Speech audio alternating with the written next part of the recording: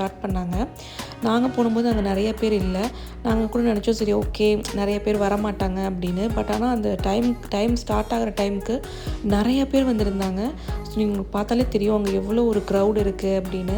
இந்த ஸ்னோவில் ட்வின் டவரை பார்க்குறதுக்கே அவ்வளோ ஒரு அழகாக இருந்துச்சுங்க. நான் வந்து இது வரைக்கும் இது வந்து உண்மையான ஸ்னோவோ இல்லை ஆர்டிஃபிஷியல் ஸ்னோவோ, பட் ஆனால் இதை நான் உண்மையான ஸ்னோவாக நினச்சி தான் என்ஜாய் பண்ணேன். ஏன்னா இதுதான் நான் ஃபர்ஸ்ட் டைம் இந்த மாதிரி ஒரு ஸ்னோவில் இருக்கிறது.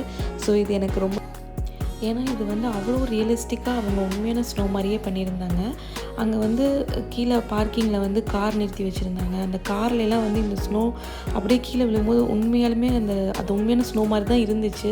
ப்ளஸ் அங்கே கீழே இருந்த பிளான்ட்டு அதுலலாம் வந்துட்டு அப்படியே பனித்துளி மாதிரி அப்படியே விழுந்துருந்துச்சு. இவங்க அந்த ஸ்னோ வந்து ஒரு 15 மினிட்ஸில் முடிச்சிட்டாங்க. கரெக்டாக 7:45க்கு ஸ்டார்ட் பண்ணாங்க.